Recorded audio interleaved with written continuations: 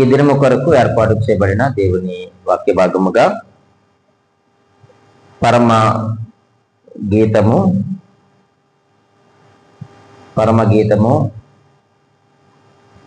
4వ అధ్యాయము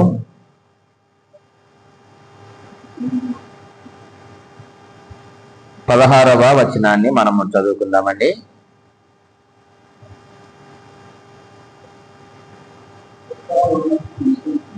ఉత్తర వాయువు ఏతించుము, దక్షిణ వాయువు వేం చేయుము, నా ఉద్యానవనము మీద విసరుడి, దాని పరిమళములు వ్యాపింప చేయుడి. నా ప్రియుడు తన ఉద్యానవనమునకు ఏమి చేయునుగాక, తనకిష్టమైన ఫలములను అతడు భుజించునుగాక. దేవుడు తన పరిశుద్ధ వాక్యమును మన వినికిడిలో దీవించి ఆశీర్వదించునుగాక. ప్రియమైన దేవుని సంగమా, చదివిన ఈ లేఖన భాగంలో నుంచి కొన్ని విషయాలు మనము ఆలోచన చేద్దాం. ఇక్కడ మనకు కనిపిస్తున్నటువంటి ఒక ప్రాముఖ్యమైన మాట ఏమిటంటే, నా ఉద్యానవనము మీద విసురుడి అని మనం చూస్తూ ఉన్నప్పుడు, పాత నిబంధన గ్రంథములో ఇశ్రాయేలీయులను ద్రాక్ష తోటతో లేక ఒక వనముతో, ఉద్యానవనముతో పోల్చడం మనము చూస్తూ ఉంటాం. అలాగే తన ప్రజలైనటువంటి యూదులను కూడా మరి ద్రాక్ష తోటతో, ఇశ్రాయేలు ద్రాక్ష తోటతో పోల్చినట్లుగా మనము పాత నిబంధన గ్రంథములో మనము చూడగలుగుతూ ఉంటాం. అలాగే నూతన నిబంధన గ్రంథంలోకి వచ్చిన తర్వాత కూడా యేసుక్రీస్తు వారు నిజమైనటువంటి ద్రాక్షవల్లి, మనమందరమును కూడా తీగెలము అని యేసుక్రీస్తు వారు మరి యోహాను సువార్త 15వ అధ్యాయములో చెప్పినట్లుగా మనం చూస్తూ ఉంటున్నాం. ప్రియమైన దేవుని సంగమా, ఆ యొక్క ద్రాక్ష తోటను వేసిన వాడు ఆయనే. ఎవరైతే ఆ యొక్క ద్రాక్ష తోటను వేసినాడో దాని యొక్క ఫలములు తినేటువంటి ఆ యొక్క అర్హత ఎవరికి ఉంటుందంటే, ఎవరైతే తోట వేశారో వారికి ఆ యొక్క అర్హత ఉంటుంది. కాబట్టి ఎవరైతే ఆ యొక్క ద్రాక్ష తోటను నాటారో ఆ ద్రాక్ష తోట మీద ఆ యజమానునికి అర్హత ఉంటుంది. ఆయన యొక్క ఫలములను భుజించేటువంటి అర్హత ఆయనకు ఉంటుంది. అయితే మనము చదివినటువంటి యొక్క వచనంలో మనం ఆలోచన చేస్తూ ఉన్నప్పుడు, ఉత్తర వాయువు ఏతించుము, దక్షిణ వాయువు వేం చేయము అన్నాడు.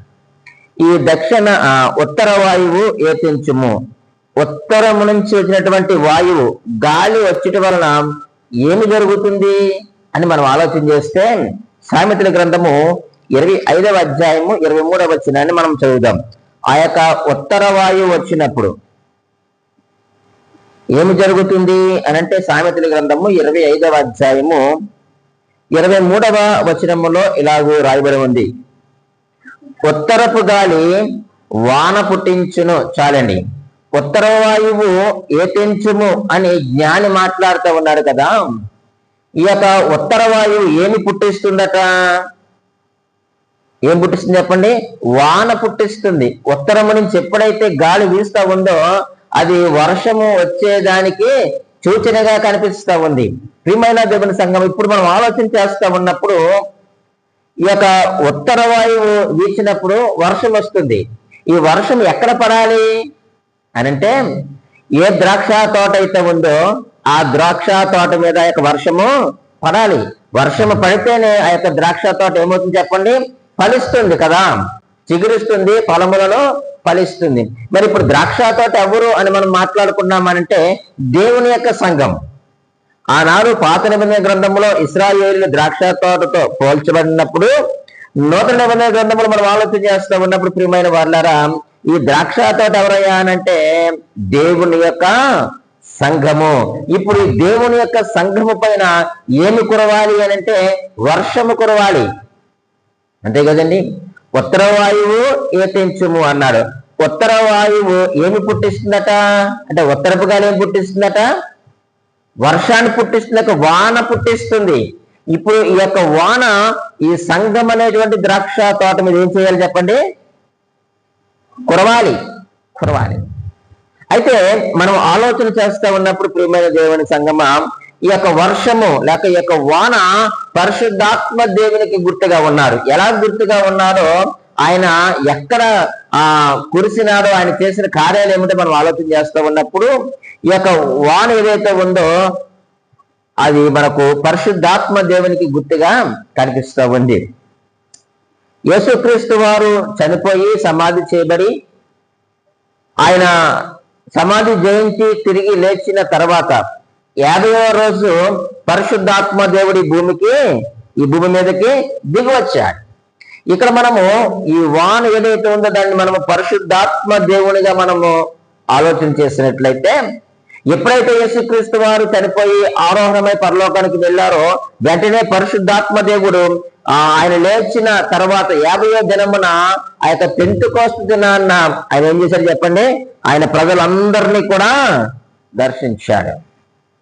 ప్రజలందరినీ కూడా ఆ యొక్క పెంతెకోస్తు దినాన్న ఆయన సంఘము పైన ఆయన ఏం చేయబడ్డాడు? కుమ్మరించబడ్డాడు. అర్థమవుతుందండి? ఆయన ఏం చేయబడ్డాడు? కుమ్మరించబడ్డాడు. మనం ఎక్కడ చూస్తాం ఆ సంగతిని అంటే అపోస్తలుల కార్యములు 2వ అధ్యాయంలో మనం చూస్తాం.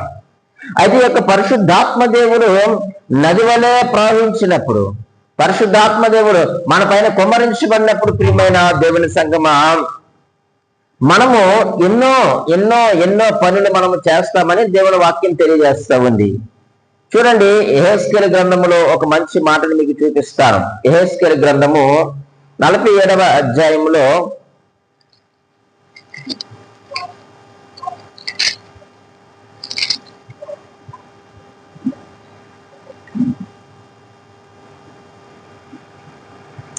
మొదటి వచనములో మనం చూస్తా ఉన్నప్పుడు, యెహెజ్కేలు గ్రంథము 47వ మొదటి వచనములో ఇలా రాయబడింది: అతడు మందిరపు గుమ్మమునకు నన్ను తోడుకొని వచ్చాను. మందిరము తూర్పు ముఖముగా ఉండెను. నేను చూడగా మందిరపు గడప కింద నుండి నీళ్లు ఉబ్బుకి తూర్పుగా పారుచుండెను. ఆ నీళ్లు బలిపీఠమునకు దక్షిణముగా మందిరపు కుడి ప్రక్కను క్రింద నుండి పారుచుండెను అనే మాట మనం చూస్తూ ఉన్నాం. ఈ నీరు ఇది మామూలు నీరు కాదు. ఇది దేవుని యొక్క సన్నిధి నుంచి, దేవుని యొక్క మందిరంలో నుంచి ప్రవహిస్తున్నటువంటి నీరుగా మనము చూస్తూ ఉన్నాం. అయితే ఈ యొక్క ప్రవహించేటువంటి నీరు పరిశుద్ధాత్మ దేవునికి సాదృశ్యంగా మనకు కనిపిస్తూ ఉంది. ఈ వచనాలు మనం అలా చదువుతూ వస్తే దేవుడు ఏమంటాడు అంటే, యెహెజ్కేలుతో మాట్లాడుతూ ఆయన నడిపిస్తూ ఉంటాడు. ఆయన పట్టుకొని ఆయన ఏం చేస్తూ ఉంటాడు? నడిపిస్తూ ఉంటాడు.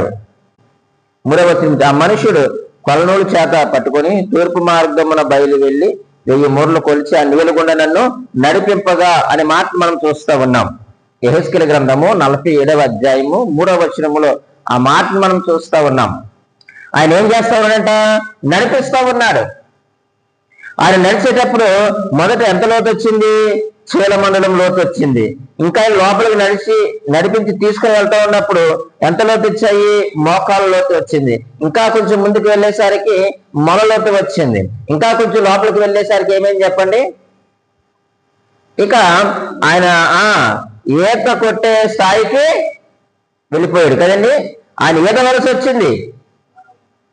ఇంకా ఆయన నడవడానికి అవకాశం లేదు. చాలా లోతుగా ఉన్నాయి నీళ్ళు. ఇప్పుడు ఆయన ఏం చేస్తా ఉన్నాడు? నడుస్తా ఉన్నాడు. ఇప్పుడు చూడండి, మనం ఆలోచన చేస్తే ప్రియమైన వాళ్ళారా, ఎప్పుడైతే పరిశుద్ధాత్మ దేవుడు మనలోనికి వస్తాడో, మనము పరిశుద్ధాత్మ దేవుని చేత నింపబడినప్పుడు, లేక ఆ యొక్క పరిశుద్ధాత్మ దేవుని యొక్క అనుభవంలోనికి మనం నడిపించబడతా ఉన్నప్పుడు మనం కొంతవరకు నడవగలుగుతాము, కానీ అక్కడి నుంచి నడవలేం. ఇప్పుడు ఏదవలసినటువంటి పరిస్థితి అక్కడ మనకు కనిపిస్తూ ఉంది. కాబట్టి మనం ఎప్పుడైతే పరిశుద్ధాత్మ దేవుని యొక్క శక్తితో మనం నింపబడతామో ప్రియమైన దేవుని సంగమా, మనము అసలు కనిపించము. మనము కనిపించము. ఎప్పుడైతే పరిశుద్ధాత్మ దేవుని యొక్క శక్తి మనలో ఉందో మనం కనిపించం. మరి ఎవరు కనిపిస్తారు? మనము ఆ యొక్క నీటిలో ఈదుతా ఉన్నప్పుడు మన శరీరం కనిపించదండి. శరీరం అంతా ఎందులో ఉంటుందంటే నీటిలో ఉంటుంది. పైకి ఏమి కనిపిస్తుంది? ఎప్పుడైతే మరి ఆ యొక్క నీటి గుండా మనం నడిపించబడతామో, ఆ యొక్క పరిశుద్ధాత్మ దేవుని యొక్క శక్తి మనల్ని కమ్ముకుంటుందో, మనము బయటికి కనిపించం. మనం చూడండి, కాలంలో ఈదేటప్పుడు పైకి శిరసే కనబడుతుంది కానీ కాళ్ళు చేతులు శరీరం కనిపిస్తుందా? కనిపించదు. అవన్నీ కూడా నీటిలోనే ఉంటాయి కానీ శిరస్సు ఒకటే కనిపిస్తుంది. అలాగే ఎప్పుడైతే మనము పరిశుద్ధాత్మ దేవుని యొక్క శక్తి చేత నింపబడతామో మన యొక్క శరీరం కనిపించదు. ఏమి కనబడుతున్నాయంటే మన యొక్క తల మాత్రమే కనిపిస్తుంది. మన తల దేనికి సాదృశ్యము అంటే మన ప్రభు వారికి సాదృశ్యమే కనిపిస్తూ ఉంది. ఆయన శిరస్సు అయి ఉన్నాడు. ఆయన ఏమైనాడు చెప్పండి? శిరస్సు అయి ఉన్నాడు. అంటే నువ్వు పరిశుద్ధాత్మ దేవుని శక్తి చేత నింపబడితే ఇక మనకు కనబడవలసింది ఎవరు కనబడతారు లోకానికంటే? శిరస్సు అయినటువంటి యేసుక్రీస్తు వారు మాత్రమే కనిపించాలి. ఇక మన శరీరం కనిపించకూడదు. మన శరీరం అంతా కూడా అది పూర్తిగా ఏమైపోవాలంటే చంపబడాలి. ఇంకా పరిశుద్ధాత్మ దేవుని యొక్క నిలయం అయితే క్రీస్తు శిరస్సు అయినటువంటి క్రీస్తు మాత్రమే లోకానికి కనిపించాలి. కాబట్టి ఈ నీరు పరిశుద్ధాత్మ దేవునికి సాదృశ్యంగా కనిపిస్తా ఉంది. అలాగే ఈ పరిశుద్ధాత్మ దేవుని యొక్క శక్తిని మనము పొందుకున్నప్పుడు ప్రియమైన దేవుని సంగమా మనం ఏం చేస్తామయ్యానంటే అపోస్తుల కార్యములు 1వ అధ్యాయం 8వ వచనం ప్రకారముగా ఆ శక్తిని మనము పొందుకుంటాం. ఎప్పుడైతే మనము యేసుక్రీస్తుని సొంత రక్షకునిగా అంగీకరిస్తామో వెంటనే పరిశుద్ధాత్మ దేవుడు వచ్చి మనలో ఏం చేస్తారు చెప్పండి? నివసించి ఆయన మనకు శక్తిని అనుగ్రహిస్తాడు. ఆ శక్తి పొందుకొని మనం ఏం చేయాలి అని అంటే మనము శరీరాన్ని, పాపాన్ని, లోకాన్ని జయించాలి. ఆ శక్తి పొందుకొని మనం ఏం చేయాలి?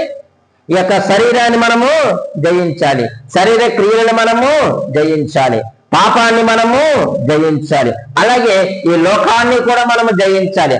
ఆ విజయము పొందాలి అనంటే మనకు కావలసింది ఏంటంటే పరిశుద్ధాత్మ దేవుని యొక్క శక్తి మనకు కావాలి. అది చాలా అవసరమైనదని దేవుని యొక్క వాక్యం ద్వారా తెలియచేస్తా ఉన్నారు. అంత మాత్రమే కాదు, ఎవరైతే ఆ యొక్క పరిశుద్ధాత్మ దేవుని యొక్క శక్తిని పొందుకుంటారో వారి యొక్క ప్రవర్తనలో ఏమొస్తుందంటే మార్పు వస్తుందట. పరిశుద్ధాత్మ దేవుని యొక్క శక్తిని పొందుకుంటే వారి యొక్క ప్రవర్తనలో ఏమొస్తుంది చెప్పండి? మార్పు వస్తుంది. ఏం చేస్తారు? ఆయన మనలోనికి ప్రవేశించినప్పుడు మన యొక్క లోపాలను మనకు చూపిస్తారు. ఆ లోపాన్ని మనకు చూపిస్తారు. చూపించి మనము సరి చేసుకుంటే ఆయన ఆనందిస్తారు. రోమిలికి రాసిన పత్రిక 15వ అధ్యాయం 15వ వచనం మాట ఉంటుంది. తర్వాత మీరు ధ్యానం చేయండి. అంటే ఎప్పుడైతే పరిశుద్ధాత్మ దేవునిలో మనము దేవుని చేత నింపబడతామో మనలో శిరస్సైనటువంటి క్రీస్తు మాత్రమే కనిపించాలి. రెండవదిగా ఎప్పుడైతే పరిశుద్ధాత్మ దేవుని యొక్క శక్తిని మనం పొందుకుంటామో శరీరాన్ని, అలాగే పాపాన్ని, లోకాన్ని మనం ఏం చేస్తాము? జయిస్తాము. పరిశుద్ధాత్మ దేవుని చేత ఎవరైతే నింపబడతారో వారి యొక్క ప్రవర్తనలో ఏమొస్తుంది చెప్పండి? మార్పు వస్తుంది. మార్పు వస్తుంది.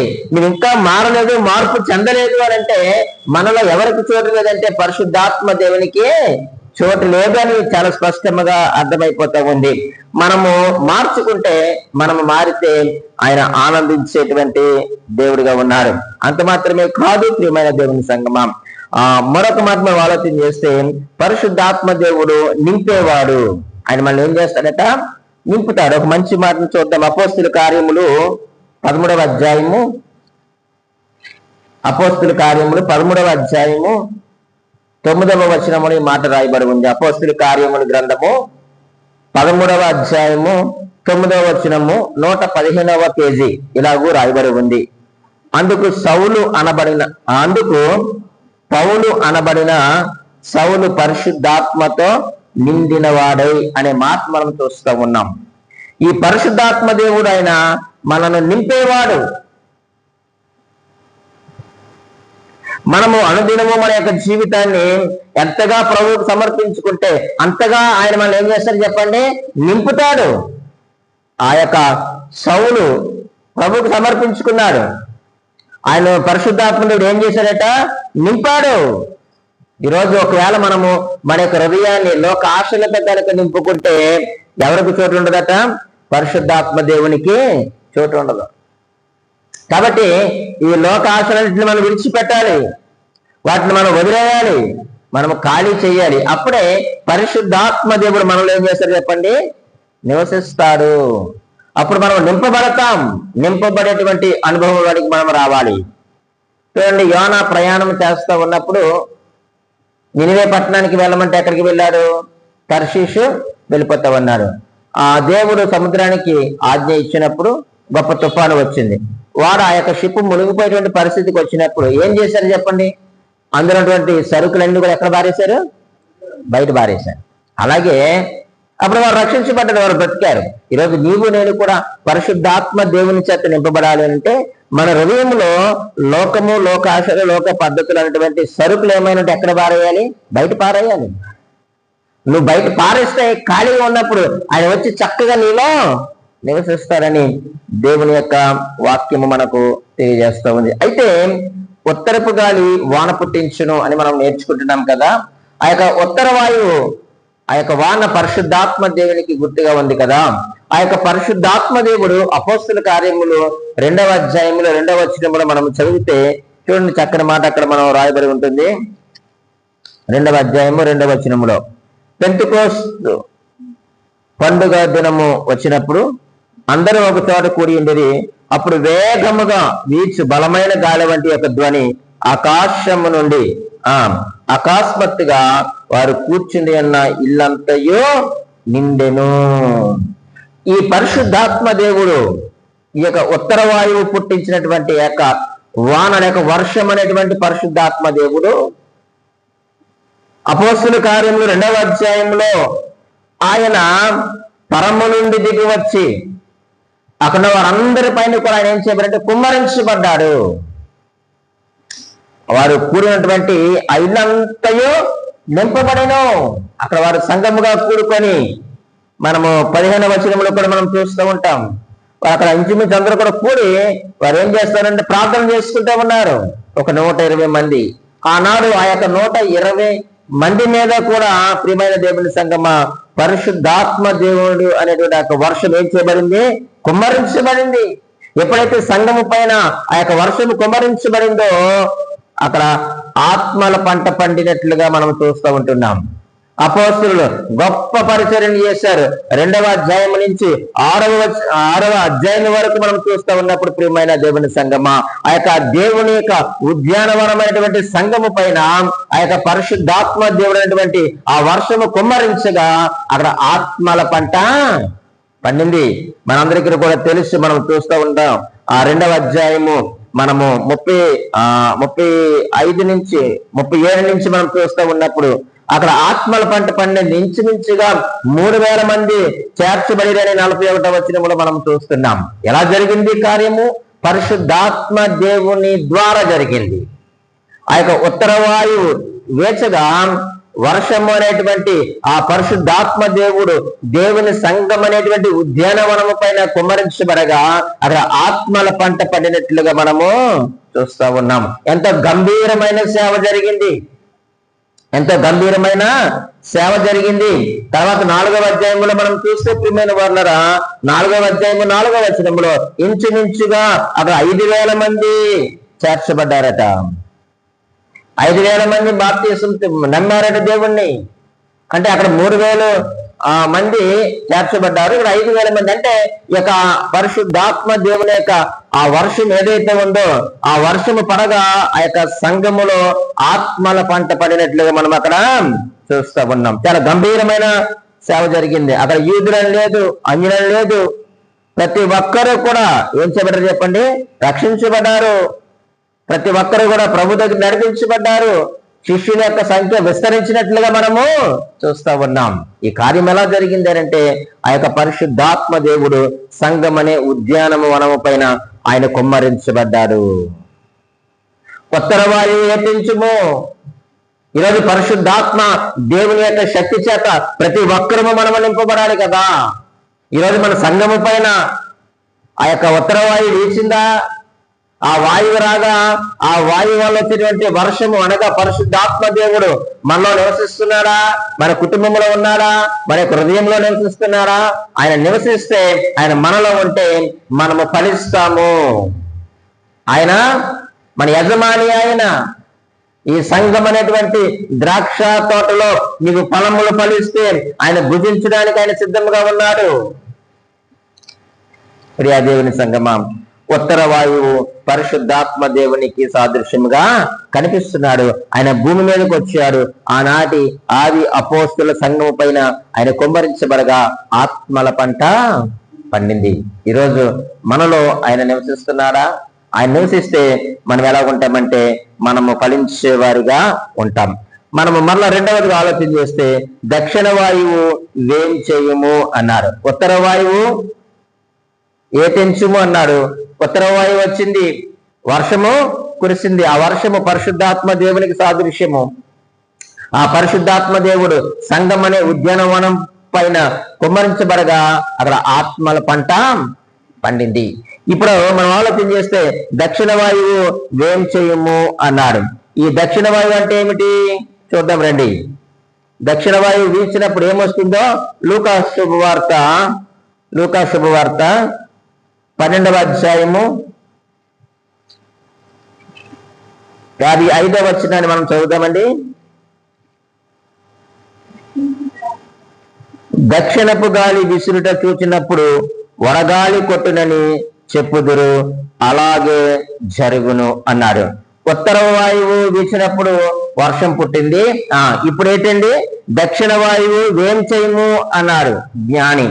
ఇక్కడ ఈ వాక్యము మనం లోకాసు వార్త 12వ అధ్యాయం 55వ వచనంలో దక్షిణపు గాలి విసురుట చూచినప్పుడు ఏమి కొట్టును? వడగాలి కొట్టును. ఈ దక్షిణపు వాయువు దేనికి సాదృశ్యమయ్యా అనంటే ఇది శ్రమలకు సాదృశ్యము, వడగాల్పులు కదండి. ఉత్తర వాయువు వస్తే చల్లగా వస్తుంది. వర్షం వచ్చే ముందు గాలి ఎలా ఉంటుందండి? చల్లగా ఉంటుంది. వడగాలి ఎలాగ ఉంటుంది? చాలా వెచ్చగా ఉంటుంది. ఇప్పుడు ఈ సంఘం అనేటువంటి ఉద్యానవనము పైన ఉత్తర వాయువు వీచగా వర్షం అనేటువంటి పరిశుద్ధాత్మ దేవుడి దిగగా ఆత్మల పంట పండింది. ఇప్పుడు దక్షిణ వాయువు వస్తా ఉంది, రావాలి. మనము ఎంత అద్భుతమైనటువంటి మాటలో ప్రియమైన దేవుని సంగమా. ఈ యొక్క దక్షిణ గాలి ఏంటంటే అది వడగాలి. ఈ ఆది అపోస్తుల సంఘము పైన ఈ యొక్క వడగాలి అనగా శ్రమలు ఎక్కడి నుంచి ప్రారంభమయ్యాయండి? 7వ అధ్యాయము చివరి నుంచి మనం చూస్తే ఆ యొక్క సంఘము పైన క్రీస్తు స్వరక్త వ్యక్తి సంపాదించిన సంఘం అనేటువంటి ఉద్యానవనము పైన ప్రియమైన వాళ్ళరా దక్షిణ వాయువు వీచినట్లుగా మనం చూస్తూ ఉన్నాం. 2 నుంచి 6వ అధ్యాయం వరకు ప్రియమైన వాళ్ళరా చక్కని ఆత్మల పంట పండగ ఇప్పుడు దక్షిణపు వాయువు వేస్తా ఉంది, వేడిగాలి వస్తా ఉంది, శ్రమలు వస్తా ఉన్నాయి కదండి. శ్రమలు వచ్చాయి. స్టెఫన్ ఏం చేయబడ్డాడు? చంపబడ్డాడు. 6వ అధ్యాయము చివరి మనం చూస్తే స్టెఫన్ ఏం చేయబడ్డాడు? చంపబడ్డాడు రాళ్లతో కొట్టి. ఇదే వేడిగాలి, ఇదే వడగాలి శ్రమలకు సాదృశ్యము ప్రియమైన వాళ్ళరా. వెంటనే మనం 7వ అధ్యాయంలో మనం చూస్తే 7వ అధ్యాయం తర్వాత 8వ అధ్యాయంలో మనం చూస్తే ప్రియమైన వాళ్ళరా ఏమైందండి? సౌలు సంఘాన్ని హింసించడము ప్రారంభించారు. ఇదే కదా వడగాలి. దక్షిణ గాలి ఏ తెంచుము, దక్షిణ గాలి ఏ తెంచుము, ఏ తెంచింది? ఆ దక్షిణపు గాలి వాయువు వీచినప్పుడు అది వడగాలి, వేడి గాలి, శ్రమలకు సాదృశ్యమైనటువంటి ఆ గాలి వీచినప్పుడు ప్రియమైన వాళ్ళరా స్టెఫను చంపబడ్డాడు. అలాగే సౌలు సంఘాన్ని హింసించడము ప్రారంభించాడు. 8వ అధ్యాయము మొదటి 3 వచనాల్లో మనం చూస్తే ఏం చేస్తా ఉన్నాడండి? సౌలు శిష్యులను ఏం చేశాడు? బెదిరించాడు. శిష్యుని బెదిరిస్తా ఉన్నాడు, హత్య చేస్తా ఉన్నాడు. పురుషులను స్త్రీలను ఏం చేస్తున్నాడు? బంధించి చెరసాలలో వేస్తా ఉన్నాడు. వారిని చంపేటువంటి ప్రయత్నాన్ని చేస్తా ఉన్నాడు. ఉత్తర వాయు ద్వారా వచ్చినటువంటి ఆ చల్లదనం పోయి శ్రమలు బాధలు అనేటువంటి వేడి గాలులు వేస్తా ఉన్నాయి. ఈరోజు సంఘములో శ్రమలు వచ్చినప్పుడు, సంఘములో హింసలు వచ్చినప్పుడు మనము భరించేవారుగా మనం ఉండాలి. ఆ దక్షిణపు గాలి సంఘము పైన బలముగా వేస్తా ఉంది. ఆ సంఘము పైన ఆ యొక్క దక్షిణపు గాలి బలముగా వేస్తా ఉన్నప్పుడు, వడగాలులు వేస్తా ఉన్నప్పుడు, ఆ శ్రమలు వేస్తా ఉన్నప్పుడు ప్రియమైన వాళ్ళరా శ్రమల ద్వారా సంఘము చెదరగొట్టబడింది కదండి. 8వ అధ్యాయంలో మనం 3 నుంచి మనం కింద చూస్తే సంఘం అనేక స్థలాలకు ఏం చేయబడింది చెప్పండి? చెదరగొట్టబడింది. ఆ చెదరగొట్టబడము చాలా మంచి పని. అది ఆ వేడిగాలి లేక వడగాలులు రావడం, శ్రమలు రావడము అది ఎందుకు అయ్యానంటే సువార్త వ్యాపకానికి బాగా ఉపయోగపడింది. అక్కడి నుంచే కదండి యూదయ సమరయ ప్రాంతాలకి చెదిరిపోయారు. అంటే శ్రమల ద్వారా సంఘము అభివృద్ధి చెందింది. శ్రమల ద్వారా దేవుని యొక్క సువార్త వ్యాపించింది. దేవుడు మొదట ఆదికాండంలో చెప్పింది ఏమిటయ్యా అంటే, మీరు ఫలించి అభివృద్ధి చెంది విస్తరించండి అన్నారు. ఒక చోట ఉండడం దేవుని యొక్క చిత్తము కాదు. కానీ ఆనాడు ఆ ఆదికాండము 11వ అధ్యాయంలో వారు ఒక చోట ఉండాలనుకున్నారు. కానీ ఆ బాబేలు గోపురం దగ్గర దేవుడు వారి యొక్క భాష ఏం చేశారు, తారుమారు చేసి వారిని భూమి అంతటా కూడా చెదరగొట్టినట్లుగా మనము చూస్తా ఉన్నాం. ఇక్కడ కూడా అంటే శ్రమల ద్వారా సంఘము చెదిరింది. వారు చెదిరిపోవడం ద్వారా సువార్త వ్యాపకము జరిగినట్లుగా మనము చూస్తా ఉన్నాం. ఈరోజు ప్రియమైన దేవుని సంఘమా, నీ సంఘములో కానీ లేక నీ యొక్క కుటుంబంలో కానీ వ్యక్తిగతంగా కానీ శ్రమలు వచ్చినప్పుడు నువ్వు కృంగిపోవద్దు. ఆ శ్రమల వెనుక దేవుడిచ్చేటువంటి సిరులు ఉన్నాయి. దేవుడు ఎందుకు అనుమతించాడు ఆ శ్రమ? దేవుడు ఎందుకు ఆ యొక్క దక్షిణపు వాయువుని మన పైన వేస్తా ఉన్నాడో దాని వెనక దేవుడు గొప్ప కార్యాన్ని చేయడానికి సిద్ధంగా ఉన్నట్లుగా మనం చూస్తా ఉన్నాం. ఆ యొక్క వడగాలి శ్రమలు సంఘము పైన ఏం చేసి చెప్పండి వేస్తా ఉన్నాయి. చాలా భయంకరమైనటువంటి దినాలు. ఎందుకు రావాలి అంటే చూడండి, మనం చదివిన పరమగీతము 4వ అధ్యాయంలో 16వ వచనంలో మనం చదువుతా ఉండగా, నా ఉద్యానవనం మీద విసురుడి, నా ఉద్యానవనం మీద విసరండి. ఉత్తర వాయువు నీవు రావాలి, దక్షిణ వాయువు నీవు రావాలి. నేను ఫలించి అభివృద్ధి చెందుతూ ఉండాలి. అలాగే వడగాళ్ళు కూడా రావాలి. ఆ శ్రమలకు నేను తట్టుకోవాలి. ఎందుకు తట్టుకోవాలి అంటే క్రింద అంటున్నాడు కదా, దాని పరిమళములు వ్యాపింపజేయదు అంటున్నాడు. నీవు క్రీస్తునకు పరిమళ వాసనగానే ఉండాలి అని అంటే శ్రమలలో మనం ప్రయాణం చేయాలి. ఫలములు ఫలించి ఉండిపోతే సరిపోదండి. ఆ ఫలములు ఫలిస్తూ ఉన్నప్పుడు రాళ్ళ దెబ్బలు తగులుతూ ఉంటాయి కదండి. చూడండి, మనం మామిడి చెట్టు అప్పుడప్పుడు ఆ కాయలు కాసినప్పుడు పిల్లలు ఏం చేస్తూ ఉంటారు, రాళ్ళు విసురుతూ ఉంటారు. ఇప్పుడు ఎవరో విసరు, దానికి విసురుతారా? విసరు. ఎప్పుడైతే ఫలములు ఫలిస్తూ ఉందో రాళ్ళు దెబ్బలు పడతా ఉంటాయి. నీవు ఫలిస్తూ ఉన్నప్పుడు శ్రమలు నీకు ఎదురవుతూ ఉంటాయి. ఎందుకు శ్రమలు కూడా నువ్వు ప్రయాణం చేయాలి అని అంటే ఎంత చక్కమారుతున్నాడండి జ్ఞాని. దాని పరిమళములు వ్యాపింపజేయండి. ఎవరు వ్యాపింపజేస్తారు? ఉత్తర వాయువు వీచింది. పరిశుద్ధాత్మ దేవుడు వచ్చినప్పుడు వారు ఫలించారు. వారు ఆ యొక్క ఫలింపు ద్వారా పరిమళ వాసన వస్తా ఉన్నారు. అలాగే దక్షిణ వాయువు వేపించింది. వడగాలులు శ్రమలలో కూడా వాళ్ళు ఎలా ఉన్నారట? పరిమళ వాసనగా ఉన్నారు. నీవు పరిమళ వాసనగా నీవు ఉండాలి అంటే పరిశుద్ధాత్మ దేవుని యొక్క శక్తులను పొందుకోవాలి. అట్ ద సేమ్ టైం మనము శ్రమల గుండా మనం ప్రయాణము చేయవలసిన వారిగా మనం ఉన్నాం. మన దగ్గర పరిమళ వాసన అంతవరకు లేదు. ఎప్పుడైతే పరిశుద్ధాత్మ దేవుని యొక్క శక్తులను పొందుకున్నావో, ఎప్పుడైతే ఆయన మన శ్రమల గుండా నడిపిస్తూ ఉన్నాడో అప్పుడే మనం ఏమవుతుంది చెప్పండి, పరిమళ వాసనగా ఉంటాం. వారు మేడగదిలో ఉన్నంతసేపు కూడా ఎవరికి తెలియలేదు, 120 మంది. కానీ ఎప్పుడైతే పరిశుద్ధాత్మ దేవుని యొక్క శక్తి వారి పైన కుమరించబడిందో అప్పుడు అందరికీ తెలిసారు. సువార్త వ్యాపిస్తా ఉంది. అలాగే వారు పరిమళ వాసనగా ఉన్నట్లుగా యూదయ సమరయ గలిలయ ప్రాంతంలోనంతటా కూడా బూది గంటముల వరకు వాళ్ళు ఎలా ఉన్నారు చెప్పండి, పరిమళ వాసనగా ఉన్నారు. ఈరోజు మనము పరిమళ వాసనగా వ్యాపింప చేయబడాలి అని అంటే నువ్వు పరిశుద్ధాత్మ దేవుని శక్తి పొందుకోవాలి. అలాగే శ్రమల గుండా మనం ఏం చేయాలి చెప్పండి, ప్రయాణము చేయాలి.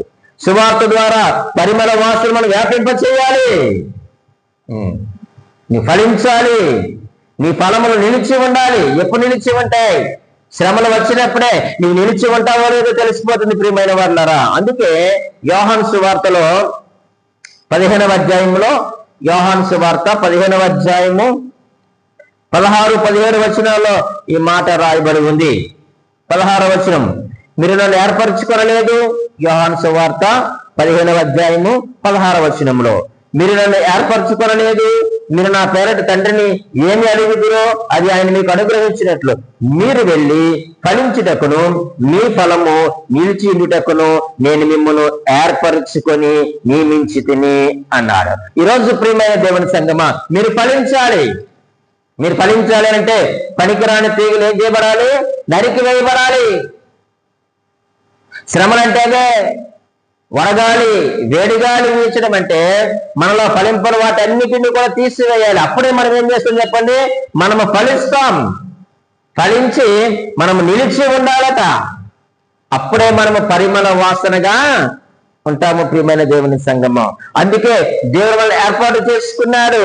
నువ్వు పరిమళ వాసనగా ఉంటే చూడండి, మరలా మనము ఆ 4వ అధ్యాయం 16వ వచనంలోకి వద్దాం. పరమగీతము 4వ అధ్యాయం 16వ వచనంలో ఏమన్నాడు, నా ప్రియుడు తన ఉద్యానవనములకు వేంచేయునుగాక, తనకిష్టమైన ఫలములు నతడు భుజించునుగాక అన్నాడు. మీరు ఫలించండి, మీ ఫలము నిలిచి ఉండాలి. నా ప్రియుడు తన ఉద్యానవనకు ఏం చేయను. ఈ మాట మనకి ఏమి నేర్పిస్తున్నాయనంటే ప్రభు వారి యొక్క 2వ రాకడ కొరకు తెలియజేస్తా ఉంది. ఇది ఆయన యొక్క 2వ రాకడ చూపిస్తా ఉంది. ఆయన సంఘము కొరకు ఆయన మరలా రాబోతా ఉన్నాడు. ఆ యొక్క వధువు సంఘమును ఆయన తీసుకుని వెళ్ళడానికి ఆయన రాబోతా ఉన్నాడు. ప్రియమైన దేవుని సంఘమా, ఈ ఆయన వచ్చే సమయంలో ఈ యొక్క గ్యాప్ లో మనం ఏం చేయాలి అంటే మనము ఫలించాలి. ఏం ఫలించాలి? పిచ్చి పిచ్చి పళ్ళు ఫలించడానికి వీలు లేదు. ఆయన అన్నాడు, తనకిష్టమైన ఫలములు అతను భుజించును గాక. ఆయనకిష్టమైన ఫలాలను భుజించాలి. ఆత్మల ఫలాన్ని భుజించాలి, ఆత్మ ఫలము భుజించాలి, వెలుగు ఫలము భుజించాలి, సత్క్రియ అనేటువంటి ఫలమును కూడా మనము భుజించాలి. మనము సువాసన వెదజల్లుతూ మనం ఉండాలి. ఆయన వధువు సంఘం అయితే ఆయన భర్త అయి ఉన్నాడు. ఆయన వధువు సంఘమును దర్శించడానికి వచ్చినప్పుడు మనము సుగంధ ద్రవ్యములు పూసుకునే వారిగా మనం ఉండాలి. ఏమి సుగంధ ద్రవ్యాలు? ఫలములు ఫలించాలి. ఆయనకి ఇష్టమైన ఫలములు మనము ఫలించాలి. ప్రభు రాకడకు ఫలములతో మనము నిండుకొని ఉండాలి. ఆయన వచ్చినప్పుడు ఏం చేస్తాడట, తనకి ఇష్టమైన ఫలములు అతడు భుజిస్తాడు. ఈరోజు దేవుని సంఘముగా మనల్ని చూసి ఆయన సంతోషిస్తా ఉన్నాడా? అరే, నేను ఆశించిన ఫలములు ఈ సంఘములో ఉన్నాయి, నేను ఆశించిన ఫలములు ఈ కుటుంబంలో ఉన్నాయి, నేను ఆశించిన ఫలములు ఇదిగో ఈ యొక్క సహోదరి ఈ సహోదరిలో ఉన్నాయి, కాబట్టి నాకు ఇష్టమైన ఫలములు వారి యొక్క నుంచి నేను తీసుకుంటాను లేక భుజిస్తాను అని మనం చూసి ఆయన చెప్పగలుగుతున్నారా?